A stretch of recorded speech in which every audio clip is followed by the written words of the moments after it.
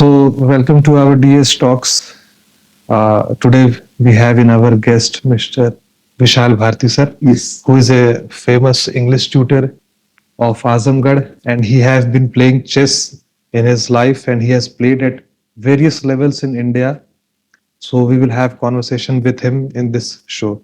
So, sir, starting in the question, just as I ask with everyone, I would like you tell something about yourself to our guests. I am Vishal Bharati और मुझे शहर में लोग generally पट्टू sir के नाम से जानते हैं और मैं आजमगढ़ का ही रहने वाला हूँ। इस शहर में मैंने काम किया। मेरे जो सब्जेक्ट है, जिस सब्जेक्ट में मैं काम करता हूँ वो है इंग्लिश। मैं नॉर्मली इंग्लिश लैंग्वेज पे काम करता हूँ और I have taught more than 30,000 students and for 30 years I have been teaching. करीब 30 सालों से मैं शहर के लिए काम कर रहा हूँ। बहुत अच्छे स्टूडेंट मिले, बहुत अच्छा ये वक्त रहा, इतने लोगों को ट्रेन किया, बहुत सिखाया, बहुत सीखा। और मैं साथ में मुझे शौक है चेस खेलने का, तो मैं जनरली चेस टूर्नामेंट्स जनरली खेलने के लिए लखनऊ जाता हूँ। जब भी मुझे वक्त मिलता है मैं जरूर जाता हूँ और जब और थोड़ा टाइम मिल जाता है तो मैं दिल्ली में रिसेंटली दिल्ली खेल के आया हूँ। तो जस्ट इट हैपेंस कि आपका शौक भी रहे, आपका काम भी रहे। और मुझे लगता है आज के बच्चे के लिए चेस एक बहुत अच्छा गेम है, इंपॉर्टेंट गेम है।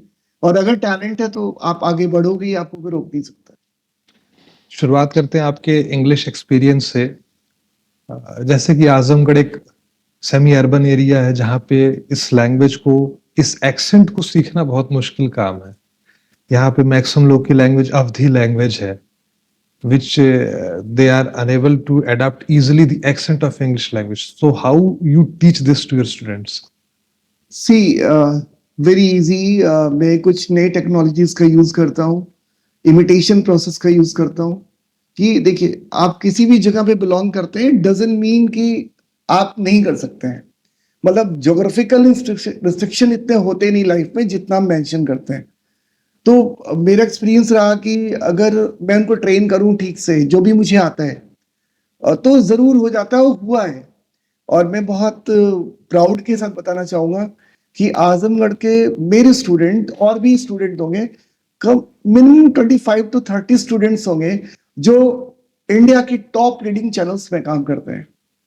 ये बहुत ही खूबसूरत बात है कि आजमगढ़ जहाँ पे लोगों के लिए बोलना एक बहुत बड़ा टारगेट है, और यहीं के बच्चे डिफरेंट चैनल्स में काम कर रहे हैं। आज तक जी टीवी, सो मेनी, दूरदर्शन।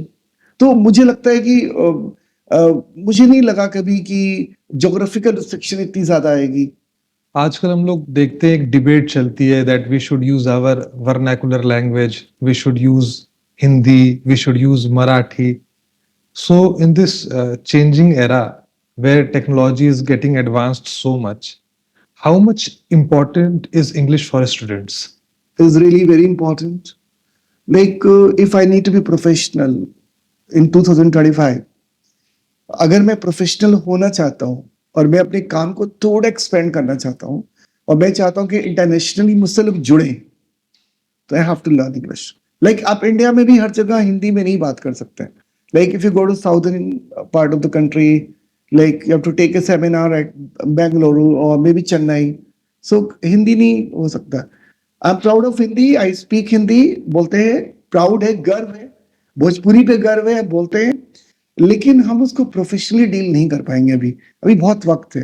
तो इंग्लिश इसलिए आना चाहिए कि मैं थोड़ा प्रोफेशनल हो पाऊँ, रादर कि मेरा सेंटिमेंट है उसके साथ। ठीक है, आई स्पीक हिंदी एट होम और हम सभी हिंदी बोलते हैं आजमगढ़ में।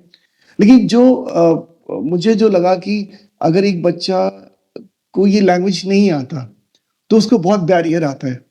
लाइक वो किसी बड़ी इंडस्ट्री में नहीं जा सकता, और क्योंकि वहां पे सारे लोग डिफरेंट जगह से आए हैं। तो एक ऐसी भाषा जो हम सबको जोड़ सके, इंडिया में ऐसी कोई भाषा नहीं। तो English is one of them.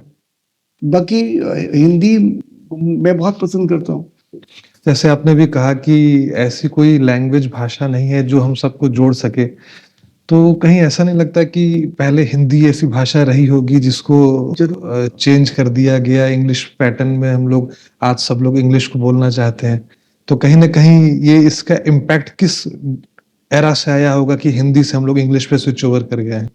I think from the British rule, जब वो हमारे ऊपर राज करते थे तो शायद वो इंग्लिश में उनका कन्वर्सेशन होता होगा।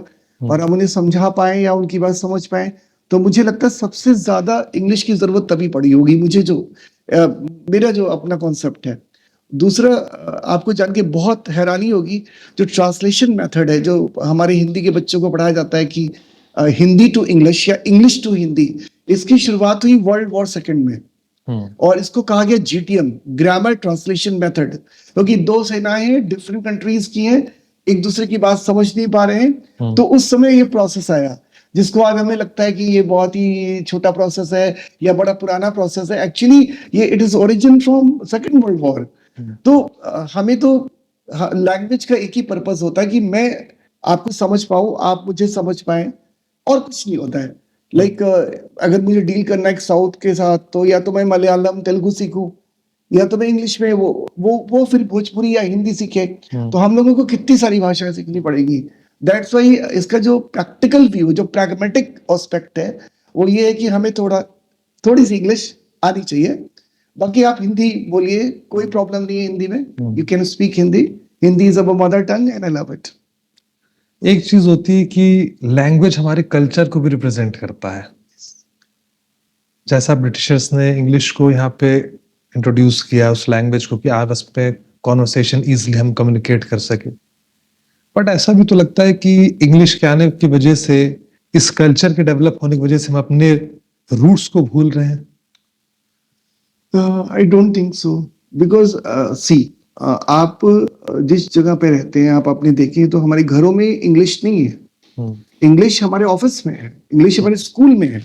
तो हम जो इंडियंस होते हैं ना, मतलब हम कुछ भी कर लें, कुछ भी पढ़ लें, कार कितनी भी बड़ी खरीदे, तोड़ेंगे नारियल ही। तो बस ये समझिए कि हमारा जो दिल है, या जो हमारा कल्चर, जिस तरह से हम कन्वर्स करते हैं अपने घर में दादी माँ से, मम्मी से, पापा से, वो हिंदी रहने वाला है। वो उसे कोई नहीं चेंज कर सकता।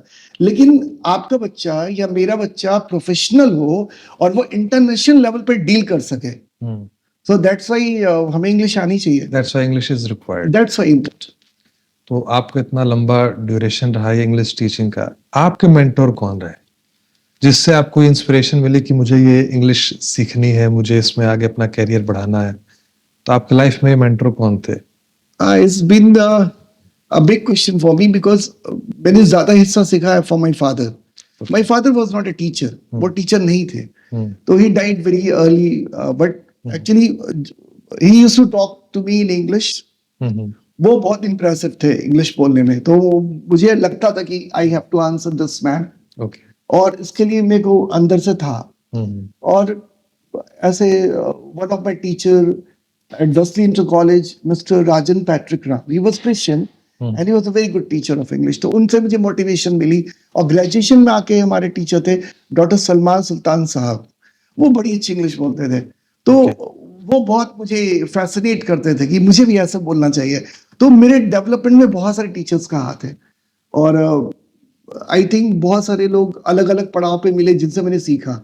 और मैं सच बताऊं तो मैं अभी भी सीख ही रहा हूँ। Still I am learning. Life में तो life, till when life exists we have to keep on learning. We have to learn. Yes, yes. So your role model has been your father. I guess, yes. Okay. And as you said, you are a chess player also. Okay. From where did you got inspiration for chess?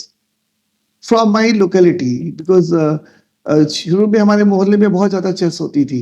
अभी अलग बात है कि वो कोई नहीं लोग खेल रहे हैं। मैं ही अकेला खेल रहा हूँ, लोगों को इनकरेज कर रहा हूँ। बट एक समय था कि बहुत ज्यादा चेस होती थी हमारे मोहल्ले में। But it's very difficult to like India, we have a craze for cricket as much. We don't have craze for any other sports. I should correct you.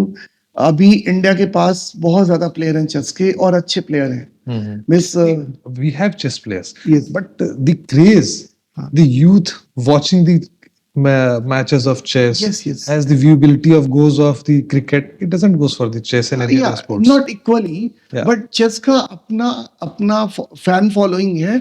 और चेस में अभी इस तरफ आजमगढ़, बनारस में थोड़ा बेटर है। आजमगढ़, देवरिया या बढ़लगंज आप कह लीजिए, जौनपुर कह लीजिए, कुछ कम है। But we are still developing. Recently I had a tournament here, April में एक टूर्नामेंट कराया यहाँ पे। वो उसमें काफी लोग पार्टिसिपेट किए। 123 players participated From Azamgarh. From Azamgarh. No, from here, that is total number.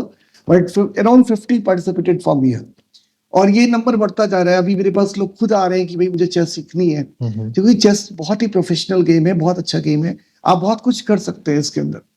तो मुझे लग रहा है ये डेवलपिंग स्टेज में है, और इसका फेम भी जरूर बढ़ेगा। जो अगर आप चेस के प्लेयर से मिलेंगे तो इसका दृष्टिकोण अलग है, और एक जो नॉन चेस प्लेयर है वो उसके बारे में शायद मुझे लगेगा ज्यादा नहीं बता पाएगा, क्योंकि चेस एक बहुत ही यूनिक गेम है।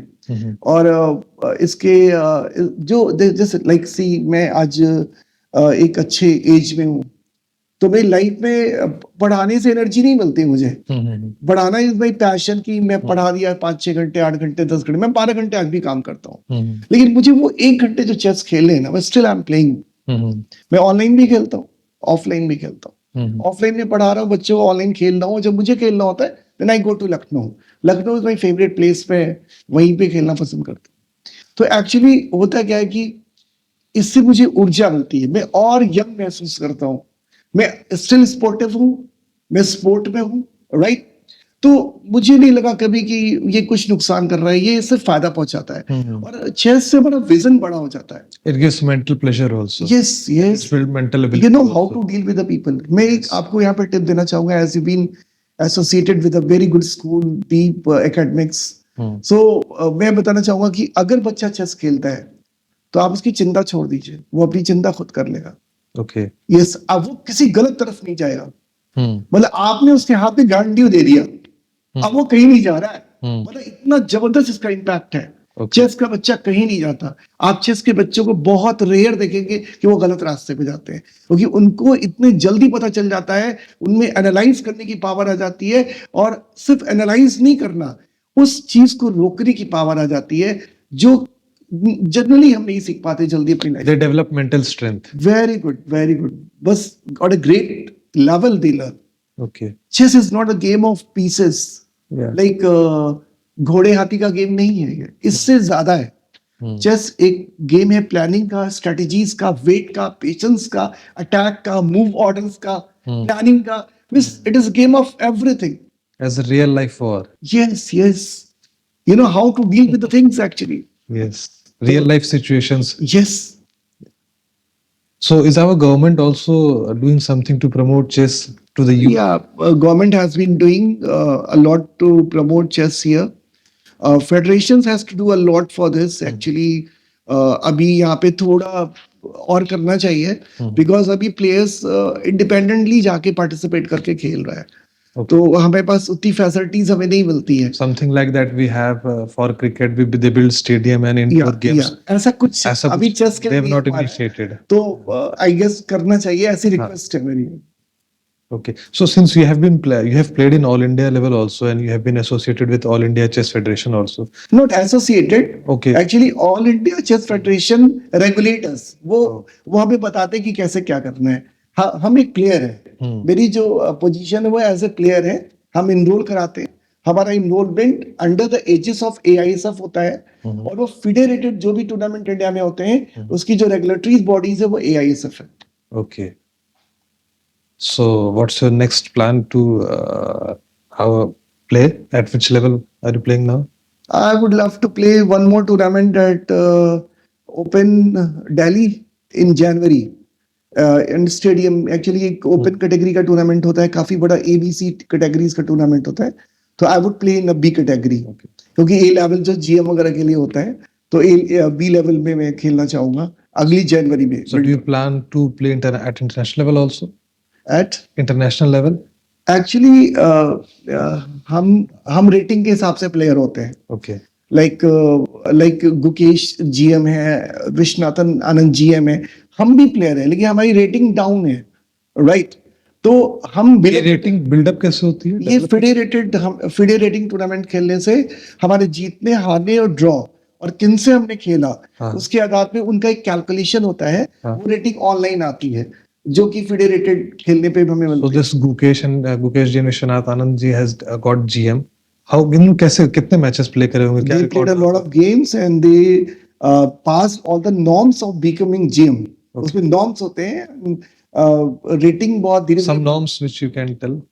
Actually, they have to cross 2300, then 2500, so I don't know really deeply about it, hmm, but काफी खेलना पड़ता है और जीएम्स को आपको हराना होता है, फिर वो नॉर्म्स क्वालिफाई होते हैं, फिर वो फिडे आपको अनाउंस करता है, वो ऑनलाइन आता है कि आप जीएम बना दिए गए हैं। मतलब ये बहुत बहुत बड़ी बात है, ये this is not easy thing hmm. To be GM. Unfortunately हमारे यूपी में भी कोई भी जीएम नहीं है। What if single person is GM? We have huge population of more than Yes, 20 crores. Because हमारे यहाँ डेवलपमेंट चेस का थोड़ा कम है, Okay. बट अभी Allahabad, Lucknow, Kanpur are doing good, तो मुझे लगता है वो ज्यादा अच्छा कर रहे हैं, और छोटे शहर भी जब इन्वॉल्व हो जाएंगे तो टैलेंट तो कहीं भी हो सकता है, हम्म। तो इसमें हम ज्यादा अच्छा कर नहीं पाएंगे। तो यूपी में यूथ परफॉर्म नहीं कर पा रहा है, इसकी क्या रीजन है कि हमारे बच्चे ज्यादा पार्टिसिपेट नहीं कर रहे, कि उनको ऑप्शन नहीं मिल पा रहा है, इसका आई रीजन गेस क्या है? कि जो पेरेंट्स की सोच है कि थोड़ा, मैं ये नहीं कहता कि सारा वही जिम्मेदारी है, पेरेंट्स थोड़ा स्पोर्ट्स में इतना नहीं आ रहा है, उन्हें स्पोर्ट्स सेकेंडरी लगता है कि होगा नहीं होगा, हो भी सकता है नहीं भी हो सकता है, अगर होगा तो देखेंगे, नहीं होगा तो एक डायलेमा में है, डाउटफुल है। चेस में बहुत स्कोप है, बहुत स्कोप है। Praggnanandhaa Singh, Vaishali sister and Gukesh, lot of line of players, एक बहुत अच्छी लाइनअप है। आज इंडिया की टीम वर्ल्ड की बेस्ट टीम है, best world women chess championship, chess champion from India Divya, and Gukesh has been the world champion. तो ये दोनों विनिंग आपके पास है, तो इसका मतलब चेस में बहुत कुछ है। हमें अपने बच्चों को प्रमोट करना चाहिए कि they should play chess. Yeah, we have now we are hearing more of names. Earlier, I heard only name of Vishwanathan. Vishwanathan, yes. Only I knew Yes. him only, but now since last 2-3 years, I have also came to know about so many chess players who are achieving a lot in their field. Okay, so I would like to see that your players also sometime go and achieve and do Yeah, something of for course. our. We are looking forward to that because I have been training some of the guy of Azamgarh. I'm a regular player. I play. So what I can do, I am doing. It might be not best, but whatever I can do my best, I do. तो बच्चे अच्छा खेल रहे हैं, Okay. और last 4-5 month में मेरे बच्चों को सिखाया और they are playing good, level is good. उनकी ऑनलाइन रेटिंग जो है अभी ली चेस पे और chess.com पे भी उन्होंने इम्प्रूव किया है, तो मुझे लगता है वो अच्छा करेंगे फ्यूचर में। So, if anyone from any part of India, how can they can learn chess from you? Online, there's a big huge platform. You Okay. can learn chess online, or maybe some local coach can teach you. Coach are waiting. Well, you have to say only yes. Okay. Like, Okay. So we have chess over here. So if you can just tell us a brief rules for our guests, yeah, what are the basic rules? there's a long book over this, but I would like to tell you this is the chess board, and when you start playing, जब आप खेलना शुरू करते हैं तो सबसे पहले जो यहाँ पे H1 या A1 लिखा होता है वो व्हाइट साइड में होना चाहिए। Okay. उधर से व्हाइट खेलेगा, Okay. राइट। और बोर्ड लगाने का तरीका ये होता है कि जो राइट साइड है, मतलब आपके राइट साइड में यहाँ पे व्हाइट स्क्वायर होना चाहिए, they should be white square. On right side we should have right white square. Right. अब ये देखिए, अगर मैं बोर्ड उल्टा करता हूँ तो गलत हो जाएगा, Okay. राइट। इस थोड़े से रूल है। दिस इज बीन नाइट, इसको नाइट कहते हैं, उसको हिंदी में घोड़ा कहते हैं, बट एक्चुअली मैं आपको रिकमेंड करूंगा कि इसको नाइट बोलिए। Okay. ये एक्चुअली एल शेप में चलता है, 1 2 थोड़ा सा घूम जाता है, इसको एल कह लीजिए, 1 2 ऐसे एल हो गया, फिर 1 2 एल हो गया। तो ये बहुत ही इंपॉर्टेंट पीस है, राइट। इसका 0.3, it has also 0.3, in pieces के पॉइंट्स है 3। The porn is has 1, the queen has 9, and the रुक हैज 5। Okay. ये 5 है, राइट। तो मींस कि इन पॉइंट्स को रखा गया है, जब आप कैलकुलेट करते हैं तो आपको ये पता चल जाता है कि हमारे पॉइंट्स कितने हैं, सामने वाले के पॉइंट्स कितने हैं। And is there any time duration also for playing? Different tournament has a different time slot. Like अगर आप क्लासिकल खेल रहे हैं तो 90+30 रहता है। 90 मिनट आपको एक क्लॉक मिलती है जिसको चेस क्लॉक कहते हैं। Okay. एक साइड को 90 मिनट मिलता है और 30 सेकंड का इंक्रीमेंट मिलता है। एक बार आप जब प्रेस करते हैं तो 30 सेकंड आपके टाइम में ऐड हो जाता है, ये होता है। और एक जो 30+30 का भी स्लॉट है। रैपिड में 15+5 होता है। तो ऐसे बहुत सारे स्लॉट्स होते हैं। Okay, that means they have to play their move in this 30 seconds. Yeah, no, you can take your time, but you have to play within the limit of your time. Okay. Means if you suppose your time is finished, Hmm. your game is finished. Okay. So playing next move, there is no timeline. You can think on. No. But you can spend your time. Like I have 5 minutes, I can go for 5 minutes, no problem. Okay. Is it? I can think 4.5 minutes, Okay. no issue. So 5 minutes is the time duration, It can be the part of a game actually. but it's not mandatory. It's not mandatory. Like 15 plus 5 has been given. आपको हमने दे दिया 15 plus 5 का मतलब हो गया 15 minute मिले हैं और 5 सेकंड का इंक्रीमेंट है, Okay. राइट? अब वो 15 plus 5 में आप जैसे भी कह लो, नो इश्यू, राइट? ये इसके पैटर्न है, बट अलग अलग डिपेंड करता है कि आप कौन सा फॉर्मेट खेल रहे हैं. Is it? So chess is a modern game. In India, I It's don't not think. modern, but actually you can say it has been modernized. No, since civilization, various civilization has passed India. Did we have this chess in India before this Britishers came? Yes. Actually, I'm very bad about the history, but I think चौरंगा type का कोई game था, उससे ये develop होके chess है. That we have seen in Mahabharata also. Yeah. That passe and all, और ये बहुत पुराना गेम है, हमारे किंग भी खेला करते थे. but not in this format. हाँ, बट अभी की चेस तो बहुत प्रोफेशनल है. Yeah.